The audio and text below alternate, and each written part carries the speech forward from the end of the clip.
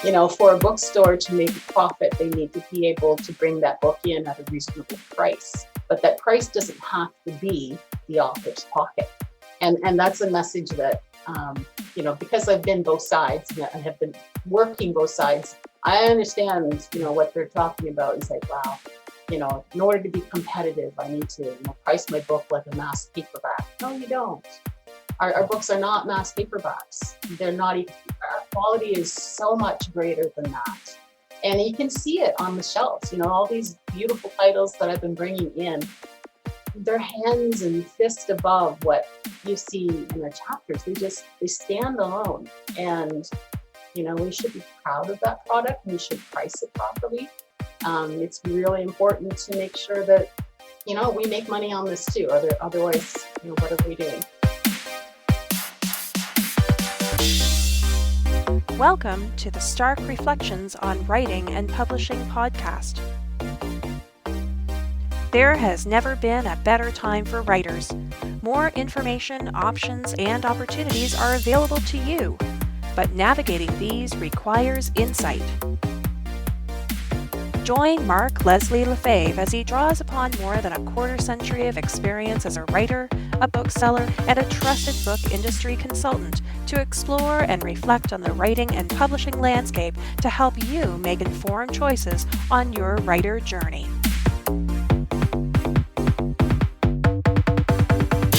Hello, Reflectives, and welcome to episode 193 of the Stark Reflections podcast. This is your host, Mark Leslie Lefebvre. In this episode, I have an interview with Susan Faw, an author and the owner and founder of Lair Artist Emporium. Now, Dragon's Lair was born to give the independently published author what they have long been denied: space on a physical bookstore shelf. Not only is this space for them, but the entire business model of this physical store with an online shopping element is built around showcasing the amazing, unrepresented talent that exists in the indie publishing sphere. Now, Susan and I have a great discussion about her writing and how she started the store and how authors can get their books into her store, as well as how they can support this progressive and dynamic and much needed enterprise. And that's coming up later in this interview. First, I'm going to do a read from this episode's sponsor and then comments and a personal update. This episode is sponsored by Findaway Voices. Findaway Voices is a platform that authors can use to get their audiobooks out into the global market. Now, you can use Findaway Voices to find a professional narrator, or you can upload an existing file yourself. There are multiple flexible options for how you use Findaway Voices, and you decide where to publish that book. So, for example, if you're going direct to Audible, you can also use Findaway to get your books into 40-odd retail and library markets. Findaway Voices has promotional opportunities through their partnership with BookBub, and that's Chirp audiobook platform. And the only way to get your books into Chirp is through Findaway Voices. And coming up in a future episode, the very first narrator that I hired through Findaway Voices, who I returned to hiring again, Eric Brian Moore, is going to be a guest on this podcast, and we talk about his journey so you can see a little bit more about the behind the scenes from a narrator's perspective and how that may be interesting to you, as well as the intriguing things that Eric is doing to find new business. Because one of the things that I always find interesting is, as writers, we're often thinking about what we need, what we're doing, what we're looking for, but then we have to remember there's the other people in the industry that we work with. So, for example, in this episode, we've got Susan. We're learning about the bookstore side of things, as we've done in previous episodes, but this is, of course, a unique bookstore. We've talked to editors and marketers and other people who work on the other side of helping writers, and in future episode, we're going to hear from Eric and sort of get his perspective on what it's like to be a narrator. So again, if you're looking for ways to get audiobooks out into the market, you should definitely check out Findaway Voices. And you can find out more about Findaway Voices and how you can leverage them over at starkreflections.ca/Findaway. There were so many comments and retweets from episode 191, Insights from Immersive Media and Books Report 2020 Survey, where I interviewed Dr. Behrens and Dr. Norda about the findings. And here are some of the tweets actually from them. So this one's from Dr. Behrens, which is at Kathy I. Behrens on Twitter, and she said, great fun talking with Mark Leslie and Rachel about how authors can use the Immersive Media and Books 2020 report. She includes an awesome link to it, which is also in the show notes, to increase sales and identify untapped markets for their books. Granular data is easily served in this 75-page report. And Dr. Norda, who is at Rachel Lynn Chase on Twitter, said, had a vibrant conversation with Mark Leslie and Kathy about the large range of topics, the importance of genre and author brand in purchasing decisions, Jane Friedman's concept of literary citizenship, which I love, and highly disputed book discoverability. Connor Whiteley, who's at The Global Author on Twitter, said, another great episode for authors, contains great information and insights. So thank you for that retweet, Connor, as well as Dr. Behrens and Dr. Norda, and everyone who shared the insightful chat with Dr. Behrens and Dr. Norda. Now, there were also tons of retweets and mentions of the awesome The Right Stuff story bundle, which I'm in, which is at storybundle.com/writing. Now, here's a tweet from Joanna Penn, at The Creative Pen, with 2 N's on Twitter. And she says, ready to take your writing career to the next level? Limited time ebook bundle available now. She includes the link with exclusives on the film and TV industry, crowdfunding, writing fast, and more with Christine Catherine Rush, Dean Wesley Smith, Johanna Rothman, Mark Leslie, and more. And this is just a reminder, just a few more days left to get this story bundle, which includes my book. What is my book? My book is an author's guide to writing. No, it's not. My book is an author's guide to working with libraries and bookstores. Wow, and that's evidence why we need to edit audio, which I'm not going to edit right now because, whatever. And why we, as authors, need editors. We need people to clean up and tidy up our work. Now, speaking of Joanna Penn, so as well as tweets from Joanna Penn's public announcement on the latest episode of her podcast earlier this week on Monday, and that would have been Monday, May 17th, when that episode came out. She announced the book, The Relaxed Author, that Joe and I are co-writing and releasing in September of 2021. So there were plenty of reactions to that on Twitter. And I'm sure Joe will be mentioning plenty of the comments in next week's episode of her podcast. But I got comments from my patrons who I gave a heads up to about prior to Joanna's announcement. And on that patron post that I sent out last week, just a few days prior to Joe making the announcement, patron Roland Denzel commented over at patreon.com/starkreflections, and he said, no way. I'm so excited I almost peed myself. You and me both, Roland.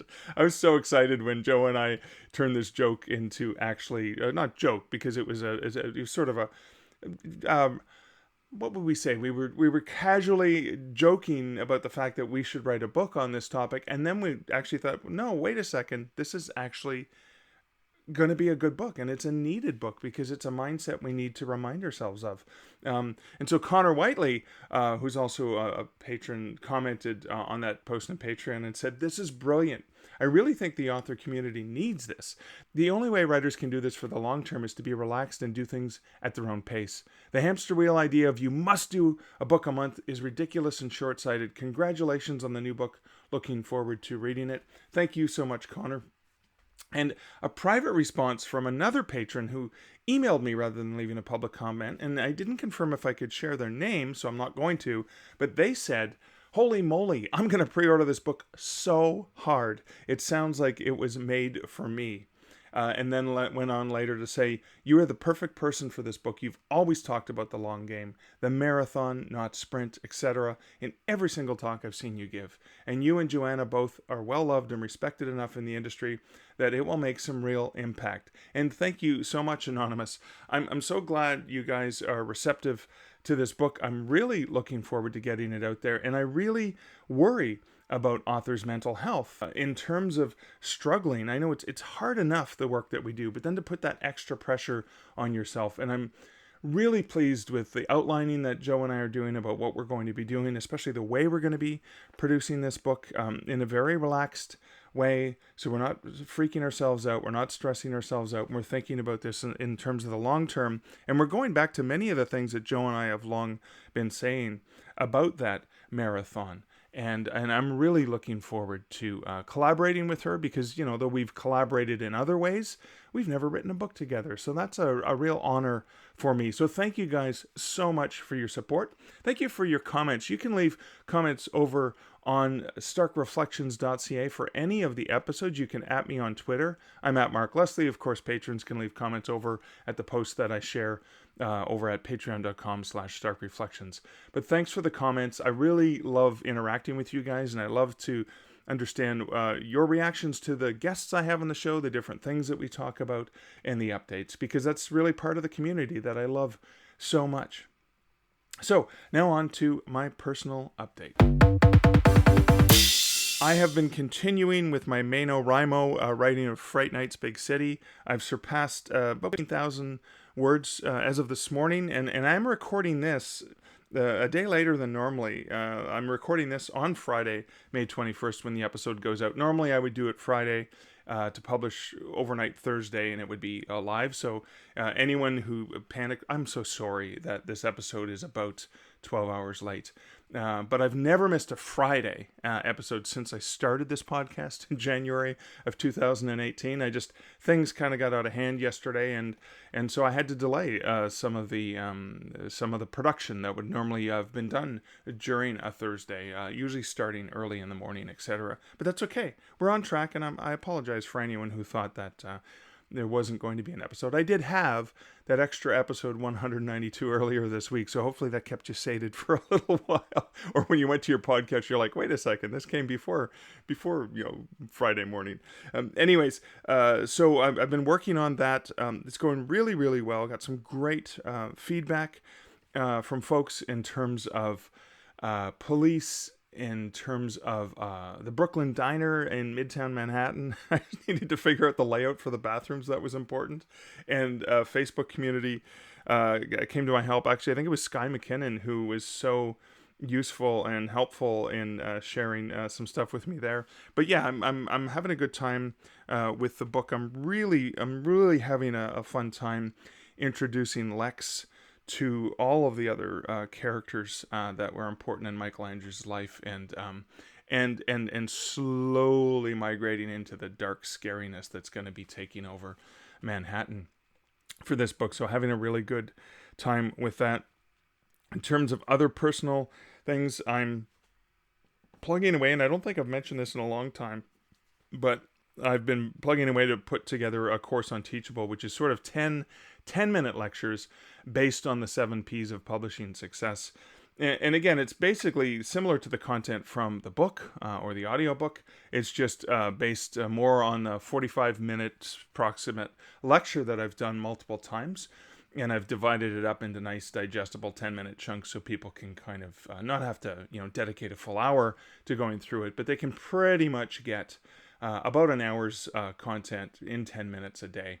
And so that's going to be coming out on Teachable. I will, of course, be offering a discount to my patrons if they're interested in checking that out. But again, the reason I'm doing this, and this is kind of important for writers, is, I had the idea, I've talked about the P's of publishing success for years. I finally put them together in a book a few years ago, but then I recognized that different people like to learn different ways. Some people like to read it in a book. Other people like to listen to it. Other people want to see a webinar or see someone talk about it in person. So the idea of this is with the Teachable is just another different way for people to digest the same content. Because remember, we are creative content creators. Even though we're authors and we think about books, and often that's the first thing we think about, I want to remind you that there's different ways that the same ideas, that the same creations that you have can get out and into the world. Speaking of those, I've had some fun doing more of those short dad joke, silly Mark's Tavern videos, which is a YouTube thing. You can check out youtube.com/MarkLeslieLefebvre. Good luck spelling Lefebvre. But if you go to markleslie.ca, you can find a link to that. Or, hey, there'll be a link in the show notes over at starkreflections.ca. But Mark's Tavern is a fantasy tavern I created actually last summer. I thought, because we were in lockdown, we're not allowed to see other people, and we do have a bar in our home. I thought, wouldn't it be funny to have I miss going to bars, and so I created Mark's Tavern, and I did sort of a pilot episode. I think it's only 8 minutes long, but I did it like a Cheers episode. So there was the cold open, then there's the opening credits, where I've changed, obviously, the lyrics and done a parody version of the Cheers song, and it is where everybody shares your name. Because it's Mark's Tavern and only Marks are allowed to drink there because you're not allowed to have other people there. So it's basically me talking to myself and multiple versions of myself and experimenting with the editing and the writing and the acting and all of the things involved to see if I can put together what looks like a sitcom. And of course, I've done some shorter episodes. I do actually have written some scripts because it's kind of fun to goof around with them. But I've written some really short ones, which are really just silly dad jokes. And it's just a setup for a dumb dad joke. And usually the episodes are 1 or 2 minutes long. And I call them Mark's Tavern Shorts. So again, the reason I'm sharing this is because I had the idea for Mark's Tavern. I had all these ideas of these full episodes I would do. And I've written some of the scripts for the episodes. But the time to actually produce them is really challenging. And so doing the short ones are easier because what I have to do is I have to do the whole character with the, especially if they're all in the same shot at the same time, I have to do the entire filming of one character in a particular spot, record all their lines, and you're playing off of nobody, which is really difficult as an actor. I can only imagine how these CGI actors have to deal with pretending that there's a dragon standing in front of them or whatever, or it's probably a guy in some suit. And then doing it again, costume change, again, not moving the camera at all so I can have the exact same shot, standing in a different spot, hopefully not overlapping. And even in one case where I accidentally overlapped, I realized I couldn't use the third recording of the guy sitting at the bar. I had to go and get a superimposed image that I did a transparent image and placed him there. So it's really fun learning different creative techniques and adapting my original plan into something that's actually doable. And so the lesson for writers here is thinking about you had that idea and something's not working, or you don't have the time, or there's something in your way of getting to where you need to go. What I did is I stepped back and said, well, I have time to do this and I can get this done and do a relatively effective job. So rather than not doing anything, I adjusted and moved it over because I didn't know when I was going to have time again. And that's an important thing to consider. Wow, it's like I'm reflecting early in this episode. I really should stop talking now. So that's it for my personal update and my early babbling and early reflections. Let's get into this interview with Susan about her writing and the awesome Dragon's Lair Artist Emporium. Hey Susan, welcome to the Stark Reflections podcast. Hi, Mark. It's great to be here. Thanks for inviting me. So I want to get started first by exploring your background as a writer. When you realized that you were going to be a creative person, where did that all come from? Well, strangely enough, you probably have a lot to do with it. Oh no! If you remember, way back in 2014, 2015, you were doing the presentations in libraries and to writing groups on behalf of Kobo. And one of those you did at the Stratford Library, brought along your skeleton, your creepy friend. Yeah. And it was the first time that I'd ever attended anything like that. It was right at the very beginning of my interest in writing. Really? And stepping out into the author circle, yes. And wow, so that wasn't one of your first meetings with the Stratford Writer group, was it? Yeah, it was. Yeah, oh, wow. It was. Wow. Yeah. So yeah, that's kind of, I was interested, and then a friend of mine said, well, Mark's coming down from Kobo and he's doing a presentation there and talking about his books and publishing. And I thought, yeah, I'm going to make the drive from Niagara all the way out to Stratford to attend this and just see what it's all about, right? And that gave me the bug. It really did. And that with a combination of some other announcements in my life around that point in time made me want to sit down and really explore this as a career path, really? Going forward. So yeah, that's you're responsible for good or for bad. Wow, it's quite a hearty responsibility. You must have had some ideas that were kicking around before then. That like you're like, hey, you've kind of had some thoughts and like, I'd love to write this story, and then because something must have prompted you to want to join the Stratford Writers Group or come along for a presentation or whatever. Yeah, I mean, I think everybody has a story they want to tell. And mine with my first series there was really about a big Wheel of Time fan. Let's just preface all that. That's been one of the main go-to series for me ever since I started reading. And yeah, there was a story there that I felt needed to be told, and that kind of gave me the push to actually sit down and write it out.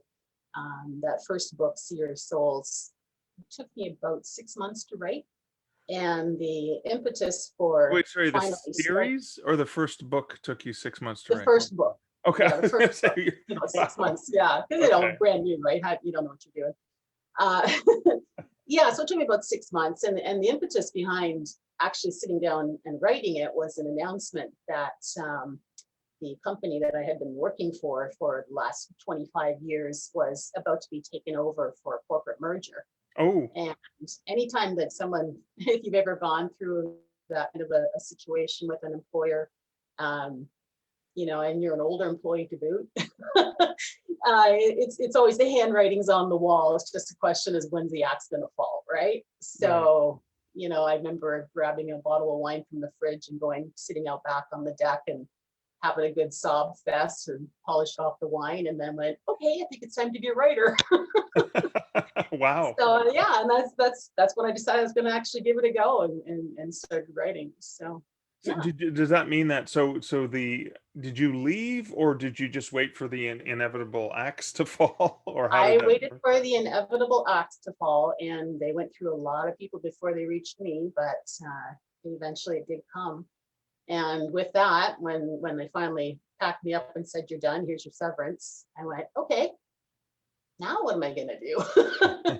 And the job that I was doing involved a lot of travel locally. But the idea of driving back and forth from Niagara to Mississauga every day just to keep doing the same career was not very appealing.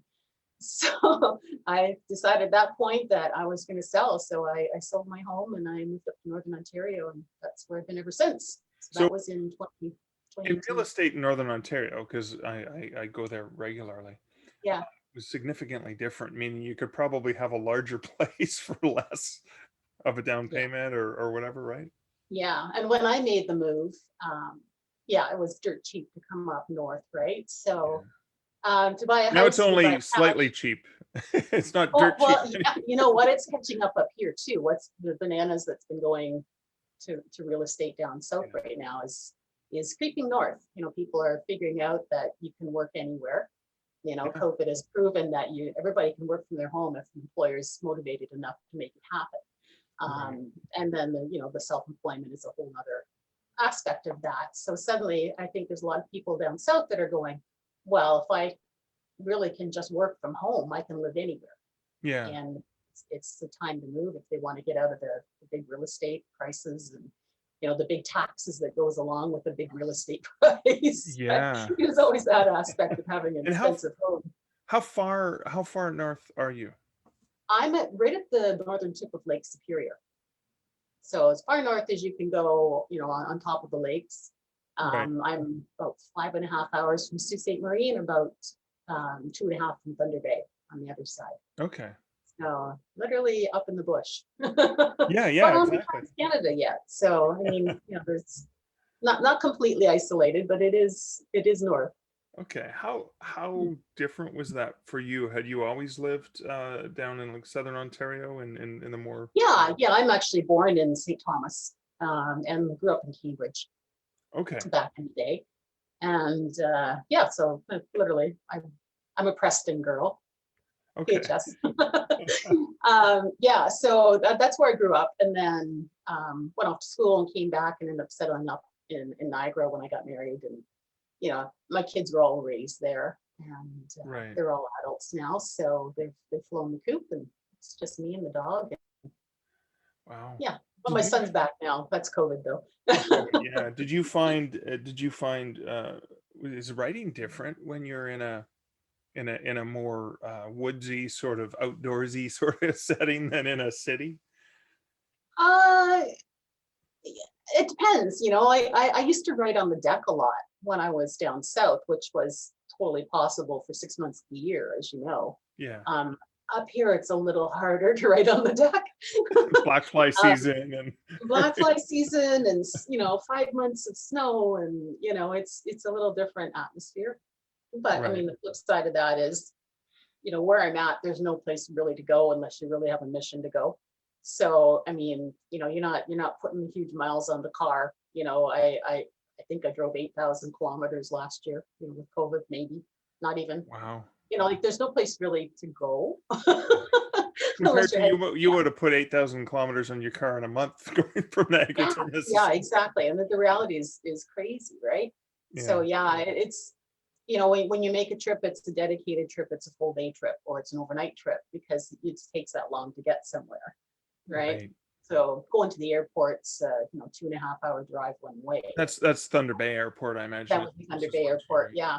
Yeah, so, and that's the closest one. After that, you're Wow. Sault Ste. Marie. So are you in a town, or are you between towns? Yeah, I'm in a town. Yeah, literally this area is all forest. So there's a lot of logging. There's the main employer here is pulp mill.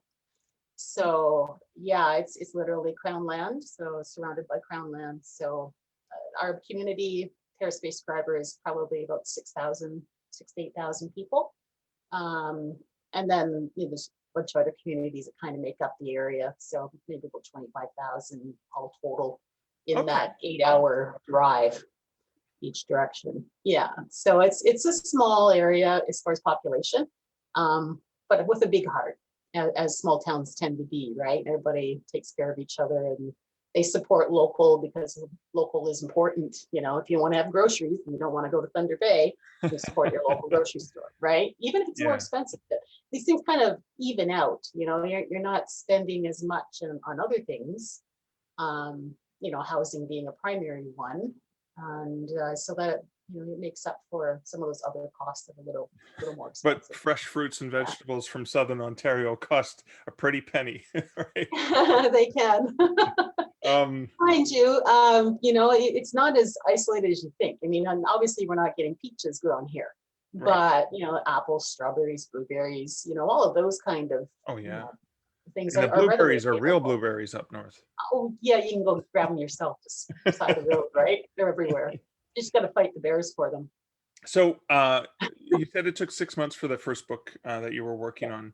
The move, all of that, like how did that sync up with the move and the publishing? Were you doing them simultaneously? Did you take a break? No, I actually had written that first series long before I moved up here. Yeah, and there was a gap of time in there, so that was kind of my launching point. And then, part of my decision process in selling down south was, it was to try and write full time and give myself an opportunity to really dig into that. And I did, and I wrote a lot of books, and I put a lot out since. What I found is that, it's hard whether you're in Southern Ontario or Northern Ontario, to find that spark that makes the series really go. Right. And my eyes started wandering over more to the book world kind of side of things, right? And one of the things that's nice about Northern Ontario is that your commercial real estate is much cheaper also. So it's just not as readily available. They don't come up as often. Yeah. But if you have a plan and you want to wait, eventually that opportunity will come up, and it did. And so with my writing, I'm still continuing to write. I'm still putting out the books. I signed with Fall Brant, which is Jeff Koenig's new publisher, and the reasoning behind that was to get a little bit of help with the actual getting the books out and published. I had other things I wanted to spend maybe my advertising dollars on, and some of these other, i.e. buying a building. And so I thought, well, if I can hand off that part of it to someone else, I'm willing to share the pie and just continue to write and dedicate to that side of it. So he's happily picked up the torch on that, and it's we're continuing to get that series done. That's The Heart of the Citadel, which is a 14-book series that I'm wading through. We're on book 7. So that keeps me busy. nice to just hand off some of the back end stuff on that. And I've been publishing a couple children's books, and so I'm keeping busy on the writing side of it. I also, strangely enough, moved all the way up here to get away from insurance in a full-time position with cooperators. So, it all comes full circle. Yeah. Yeah. And you've alluded to this, or you've teased the information, but I want to directly ask you specifically. You bought a building and created a retail environment. Where did that come from? I was in the process of creating Dragon's Lair long before COVID hit. I had already been working through my business plan, talking to the local community futures development bank, and going through the application process and all that, and was just fine tuning things, and also was waiting for the building that I knew was coming up to actually go onto the market. And we were all primed and prepped and ready to go. And then all of a sudden COVID hits and she shuts everything down. So at that point, it was like, well, I guess we're going to be shut down. Doesn't mean I still can't, work on the website, and that, web launch aspect of things. Right. So I applied to a local organization for Northern women entrepreneurs, and ended up receiving a grant for the full website build, which was awesome. So it's a premium Shopify based store online, which is also the back end of my point of sale for the physical store. Oh, wow. So we started with all of that, and was getting that all built out. And then of course, this building that I had been waiting for comes on the market in the midst of COVID, right? And so I'm looking at this going, okay, buying a retail building in the middle of COVID when everybody else is shutting down, or nobody can come visit. Yeah, nobody can come visit. Are we gonna do this or are we not? So we hemmed and hawed, and was like, well, you have to just step out and do it, because the building will go by, and then what do you do then? And it's hard to find commercial real estate up here. There's just not that much of it. So it was in the right spot, and it was a great building. And so we did the deep dive right before Christmas, and we bought it and closed on it. And we've been launched since. We spent the first 2 months, January and February, renovating and getting some things done, and then opened just before Easter for our soft launch of the store. Got to be open for all of 6 days before the government shut us down again. Right, but it was going great. And people really love the concept here. They're all behind it. They're just dying to get in the door. And this is what I hear more than anything, is like, we want to come in, we want to browse the books, we want to pick them up, we want to read them, we want to have the bookstore experience, right? Right. So let's describe the bookstore to people. So it's called Dragon's Lair Artist Emporium? Yes, Dragon's Lair Artist Emporium. We are a independently published and small press indie bookstore, which also features gourmet chocolate and candy from across Canada, top 10, top tier. Oh, wow. And we also have organic teas that we're bringing in, and artisan craft. So we're also pulling in from the local people, and those in the northern hub. A lot of great artisans up in this area. Right. Indigenous artisans, all kinds of really unique things that you would only see in the Northern Ontario atmosphere. People get really creative when they're hunkered down for 3/4 of a year because of snow. But that's our idea, is to feature the North, feature Canadian, feature and through the offers, feature worldwide. And it's going really well. People are so excited just to have a bookstore. I mean, there's been nothing up here ever in that vein. Yeah. And with the chocolate too aspect of it, they're really eager to get in the door. They literally stop. I'm there. I work 2 jobs right now. I do the store and also my day job. And I can see them walking by the store, and they stop at the window and they peer in, and you can see they just want to pull on that door handle and come in, and they're not allowed to at this point. So, hopefully that's going to change in the next by mid-month. Now, is there curbside pickup? Are there online orders, things like that Online happening? orders with curbside pickup. Yeah. And that's Okay. exactly how I've been promoting at this point. A lot of the buy and sell sites on Facebook, just putting up regular posts there, if new product comes in, trying to, just create buzz and, a sense of anticipation. And it's been working well. It's better than the Okay. paid advertise, actually. It's people are Wow. keen, just they go to those places anyways to look for a bargain, but you just slip in your own little Yeah. so it's good. We're gonna have a lot of fun once we can finally get going. The other part where we're gonna do is partner up with the local high school and bring in a lot of the teens and get them involved in the school or in the store.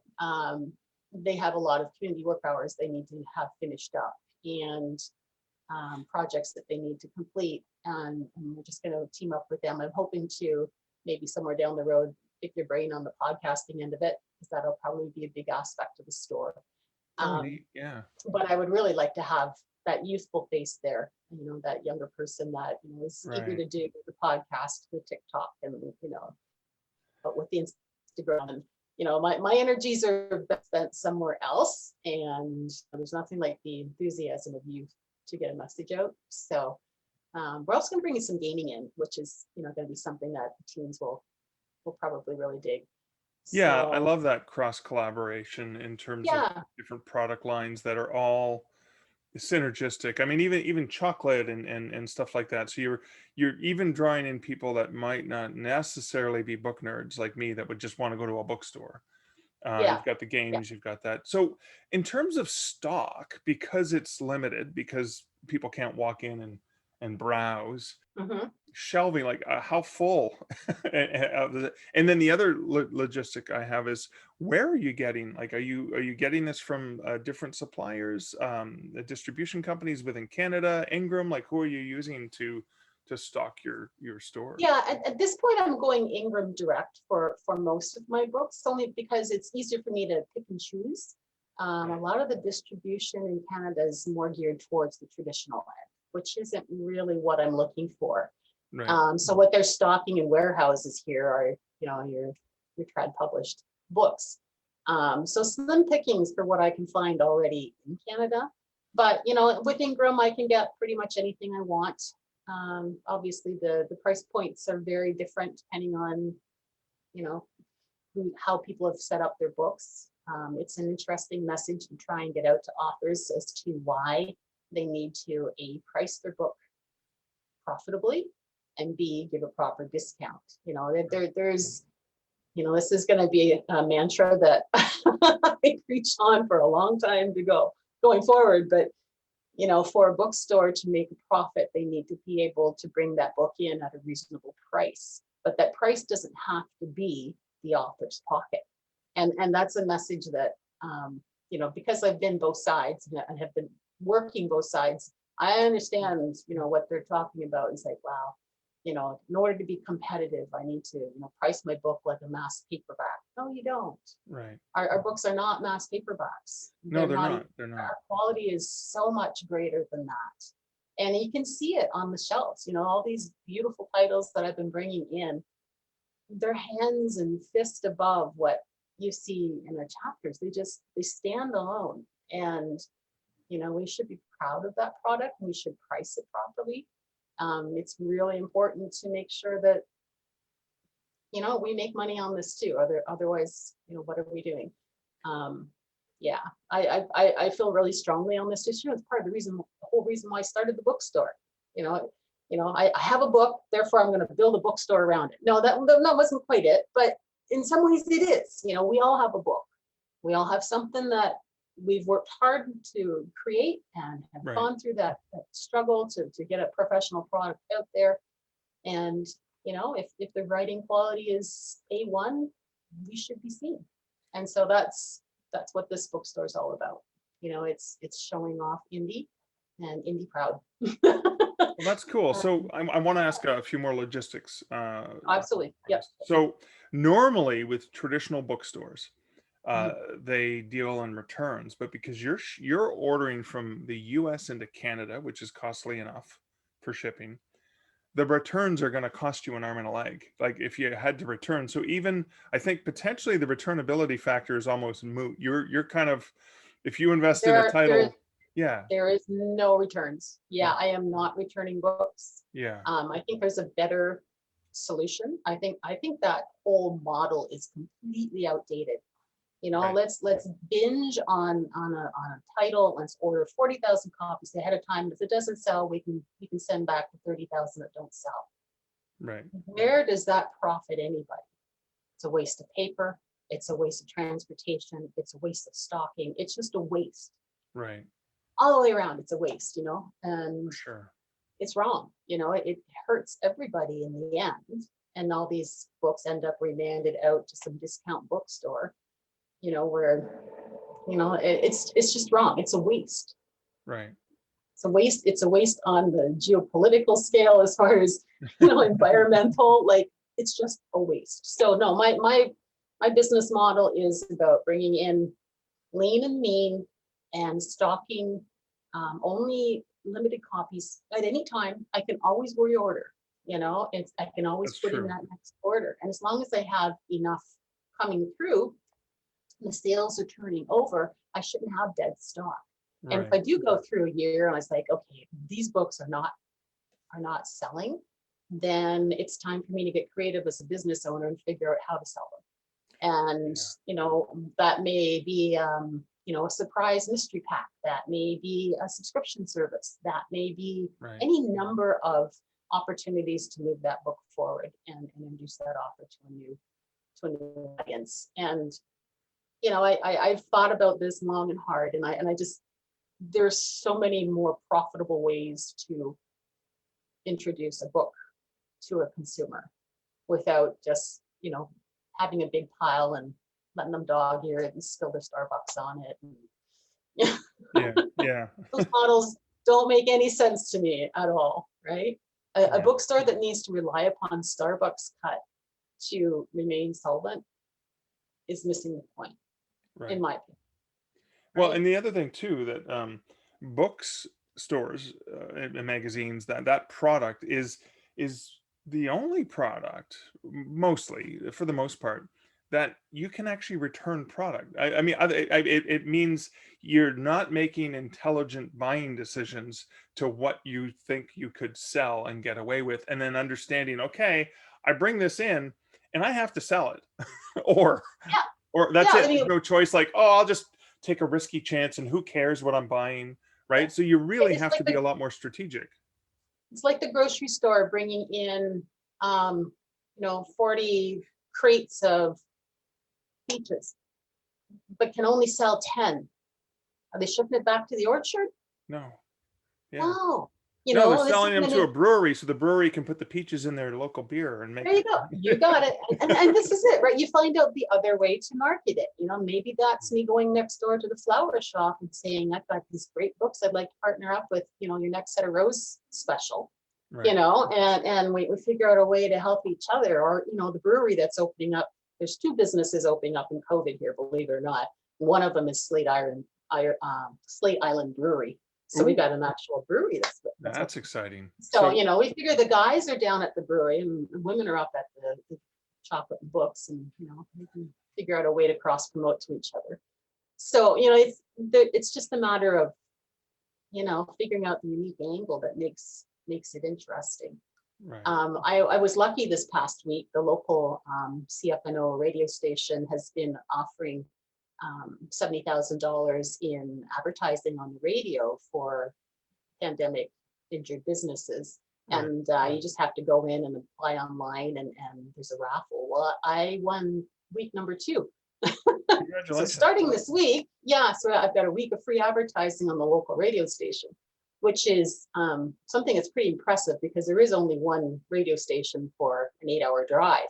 So as you leave Sault Ste. Marie, and before you get to Thunder Bay, there's one radio station.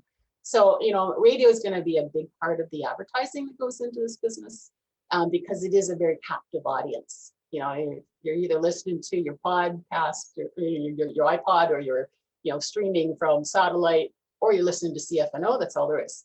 So Right. because the Trans Canada goes right through town, you know, it's going to be my goal to make sure that you pretty much trip over us. You're gonna know we're here.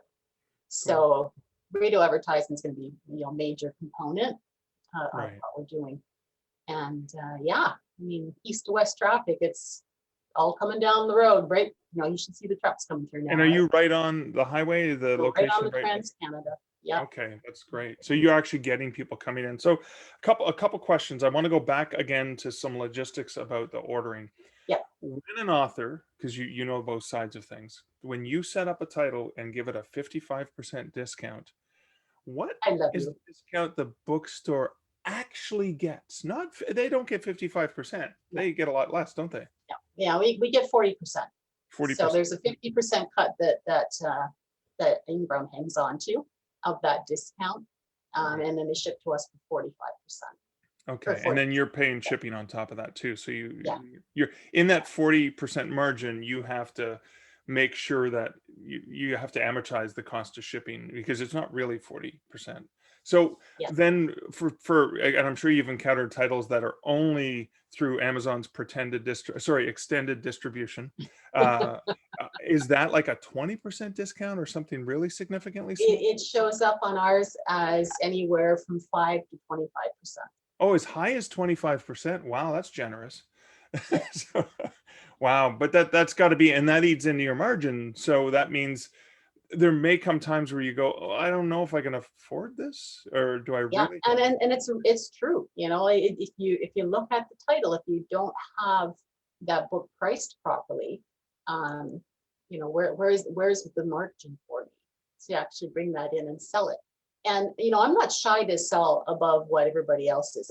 Pretty much, obviously, we're Canadians, so I mean, we're used to paying higher book prices already, anyways, right? But in the U.S., what I hear from authors is that people are always just looking for that discounted book. Nobody ever wants to pay full price for a real book. Right. I don't believe that's true. I think that's, those people will move on. And I think as a bookstore, you have to realize that they're not your customer. If they're looking for the bargain and they've got Prime and that's their outlet, that's what they're going to order. But at the end of the day, you have to, if you don't have Prime and you're actually looking to buy that book, you're paying for shipping. And if you're paying for shipping from there, and you're going to buy that book there, I need to be able to be competitive with whatever price you've set it at on Amazon. And as a paperback seller, if you have put it, bottom scraping of the barrel pricing there to try and be competitive with that mass paperback again, I probably can't get it in for that price. Right. So, where's the incentive for me to bring it in? And there's a lot that I really, really would love to have, and I just look at it and go, yeah, there's no margin here for me. I've brought in some to test, and I'm testing them at a higher price point than what is on Amazon, just to see if there is that interest and how it will go. What I'm finding, the local people don't blink an eye at the price, whatever the price is that, I want, and they just take it. If they want it, if it looks like a good book and they want to read it, They're as gonna long pay. as it's not outrageous. I'm pricing my paperbacks at 25 Canadian and $30. That's standard. That's standard in Canada, standard actually. pricing. It's standard pricing. Dundurn prices all my books at $24.99, and they're relatively thin. So that's a standard price. So I'm testing it there just to I'm trying to make it competitive right now, but I'm watching the margins really close. And some of those books, I can't make money on it. It's right now it's pretty much a loss leader bringing them in just to see. I just want to see what authors are going to be to the local people who will be probably the main support of the business. What is their interest level going to be? So I'm just getting a whole selection. Okay. And it's an interesting exercise because when they do walk in the store and they're looking at the books and that, a couple times a day when we get someone in, none of these authors are known to any of them, and it's fun because you're literally hand selling. Well, what do you like to read? And they're like, well, here's a real cool book because this is what this one's about. And I'm really getting to know all the authors too. I mean, I know a lot of them anyways, but getting to know their work better too, so I can actually describe it, make sure I get the right book. you talk about you want to get indie author titles because that's sort of you're an indie bookstore That's supporting that's all indie we're doing. authors. Yeah. Are there, I mean, so Dragon's Lair, that suggests, okay, you're going to want epic fantasy and stuff, but are you limited to the genres you carry, or do Oh you no, carry carrying across the everything, board? including nonfiction. Okay. Yeah. So it's So like I'm a really bookstore, that a general bookstore, that you may have a little bit more of an inkling for fantasy because you're really passionate about it and you know it. You may have yeah. some Susan Faw titles. Yeah, there's a couple. Always in stock, always signed. I'm trying to put them in the back though, you know. So. But it's funny, I kind of scattered them out through the store, right? And people come through and going, "Oh, that looks like a great series." And going, "Well, that's actually mine." That's good. Shall I personalize it for you? Right here. No. Yeah, yeah. No ego there, right? So I guess a question that I have, because I know there's going to be listeners that go, "Oh my God, how can I get my books into her store? What do I need to do? How should I set up my book? How would I let her know to say, hey, maybe this is something you'd be interested in? Are you taking recommendations or Applications. Yeah, we are. Right on the website at the base and the footer of the main page is embedded Google Docs that you can go in and actually submit your book for consideration. You just fill it all out. okay? As an indie bookstore starting in the midst of COVID, there's only so much budget. So you want to skip to the front of the line, email me and offer to send some samples. They're gratefully accepted. And if they sell it, I'll be ordering them right, Right. behind it. As soon as I'm literally putting these files up as fast as they come in the door. A lot of people who are really keen to get in the store are doing that. So that's helpful. It's helpful for me as a startup. Right. It's helpful, it doesn't have to be that massive quantities. Yeah. But if you're keen, we're grateful to have those come in the door.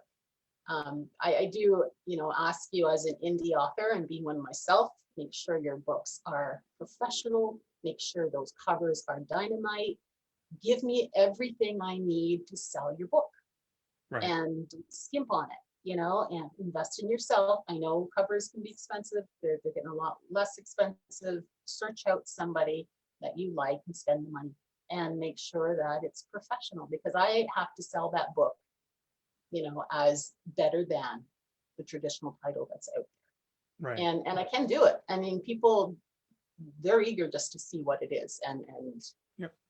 it's important that you give it its best leg possible for me to be able to, do the best job on my end. And, we do ship worldwide, and so it is part of the plan eventually to see what we can do to open up the markets elsewhere. We are focusing kind of on Canada right now because that's what we need to do as a startup. Right. Yeah. But we are happy to ship books and chocolate worldwide.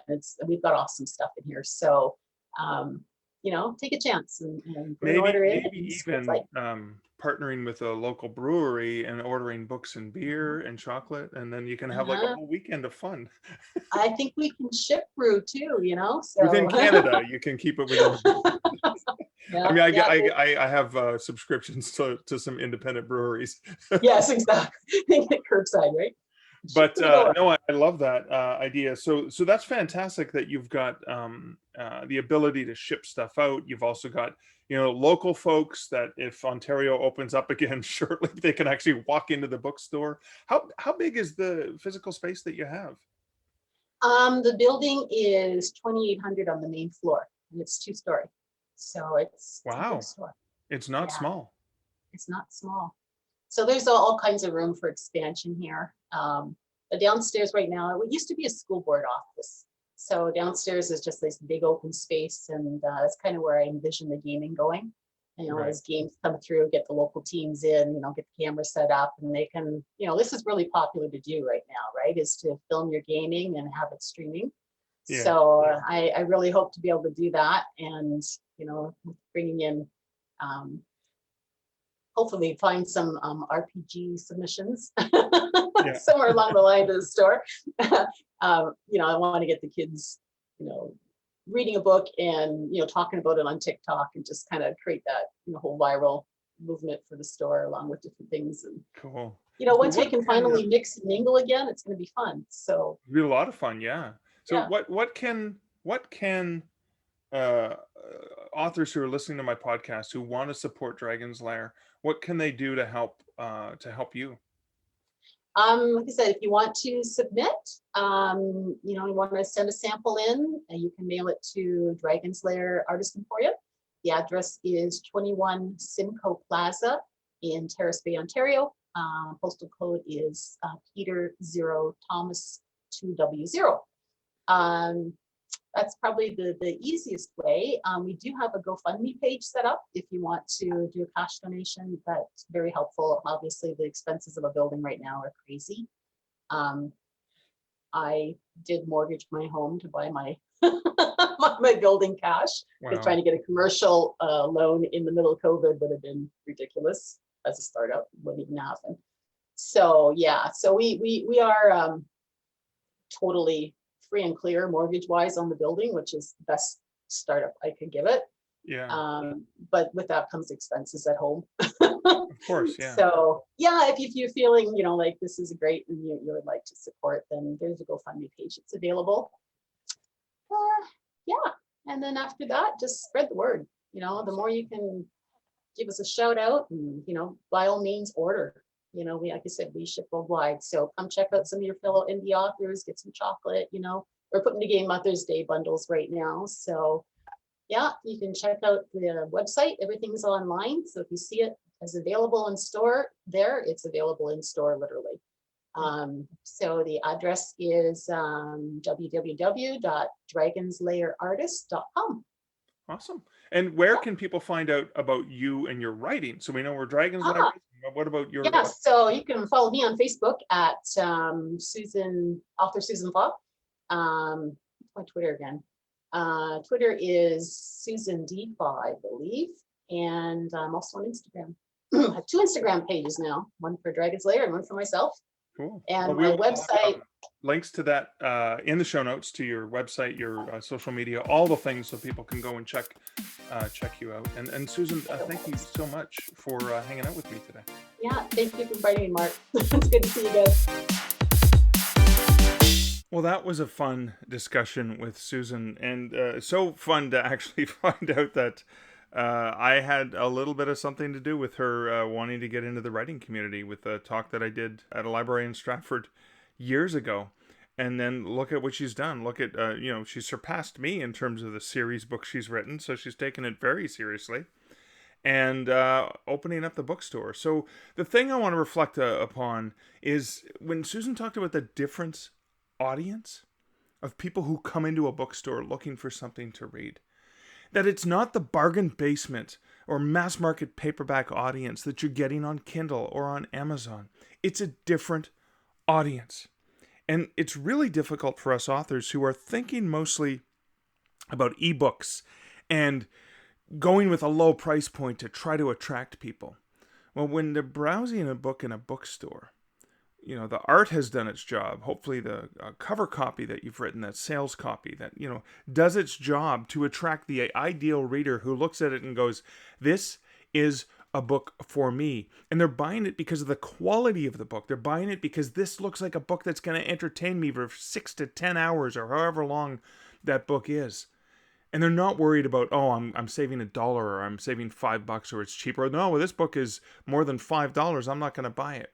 So when you're pricing your books in paperback, you may want to consider, especially if you're thinking about bookstores. And again, there's the whole logistics about the discount and stuff, but I'll kind of get into that in a little bit. But I'm trying to do this really briefly. But think about that as a different audience.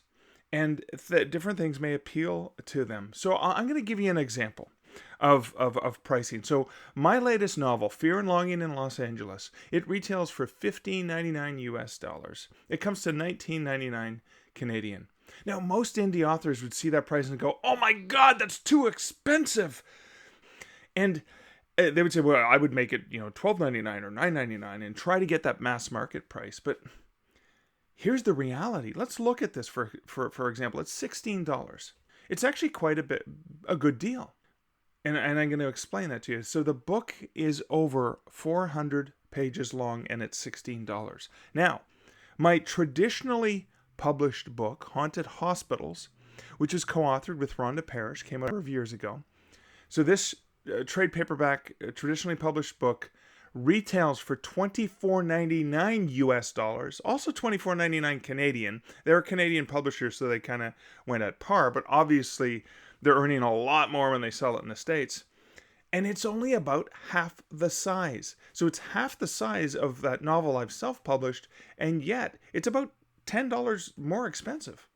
So imagine this. You walk into a bookstore and you see two books with Mark Leslie on the cover. They're side by side on the shelf, and you love true ghost story books and you love urban fantasy humor titles. Okay, so they're both your cup of tea. So you're thinking, what do I want to read? Because I'm definitely interested. So side by side on the shelf, you walk into a bookstore, just considering the format. So you got the trade paperback, the size. One of them is 220 pages. The other one is 410 pages. And yet the much larger one with, I think the cover's a lot more attractive, with about twice as much to read, is almost $10 cheaper. If anything, maybe I could walk the price up a couple of dollars. Maybe $18.99 US, maybe $24.99 Canadian. It is a hefty tome. It will kill a lot of spiders. But that certainly, if I walk up the price a couple dollars, that'll maybe put an extra $1 and maybe a little bit in my pocket on any sale, which doesn't hurt. They all add up and it helps. And then, of course, having the larger price point ensures that I'm not killing myself and I'm not bleeding too much by putting in a 55% discount through Ingram Spark, which means, the bookstore is going to get 40%, which is standard basic trade terms for them. And again, I could always sell it direct at a cheaper price, since it's all margin for me from the print cost. So I'm pocketing far more margin. So I can say, let's say it retails for, in Canada, where I do a lot of selling, let's say it retails for $24.99 Canadian. But hey, if you're buying it directly from me, you can get it for even $20. So these are the kinds of things we need to think about, particularly when we're thinking about the pricing in different formats. The print book buyer, especially the print book buyer who's not the Amazon shopper, is not going to be as sensitive to the price. And that's something to think of from Susan's perspective, where there's a lot of hand selling and curating, especially that's happening in her store. She is curating based on, wow, is this a professionally produced book? Does this look good? And will my customers resonate? Now, since I interviewed her, I've already shipped her a box of books. I just found out, I picked titles from me, Sean Costello, and one I did with Sean Costello and Scott Overton, Strange Sudbury Stories, because I know Sudbury's, probably 10 hours away from where she is, but it's in mid-northern Ontario, so it's closer to the north, so it feels more like a local book. And I just shipped a giant box of books to Susan, and I think the shipping might have cost me $22 or something like that. But and I had copies. Fortunately, I had some signed copies of Sean's books. I signed a bunch of books and just shipped them up to her just to show my support. And that's a cool thing, because she already let me know that some of them have already sold because she put them on the shelf and have sold. And I love that, because that's 100% margin for her, which is helping her with this business. And I want to help her with this business because she's helping authors and giving them a place to showcase their work, and probably putting authors' books in front of customers that would never have found their books online. So that's really exciting. And so that's the final reflection that I want to share. This is a lesson that is from my book, An Author's Guide to Working with Libraries and Bookstores. And I riff on the classic line from JFK. And I'm asking you, the author, to think about this. Ask not what your local library or bookstore can do for you. Ask what you can do for your local library or bookstore. Well, that's it for this episode of the Stark Reflections podcast. If you like this podcast, you can support it over on patreon.com/starkreflections. And a huge shout out to my awesome patrons who, for being a patron for $1, $3, or $5 a month, get access to additional bonus material. You get things ahead of people. Some of the announcements come to you prior to them being shared in this podcast, like the announcement of The Relaxed Author coming in September 2021, co-authored with Joanna Penn. You get access to additional episodes of the podcast in a special Reflections on Other podcasts and some other audio content that I just put out for patrons. You can also support the podcast by commenting over at starkreflections.ca or adding me on Twitter at Mark Leslie, just resharing that. Sharing the podcast with someone that you think would find value in it also helps me dramatically. So thank you so much for listening. And so, until next week and next episode, this is Mark Leslie Lefebvre wishing you great writing and good Stark Reflections. Thank you for listening to the Stark Reflections podcast. You can find show notes for each episode at starkreflections.ca.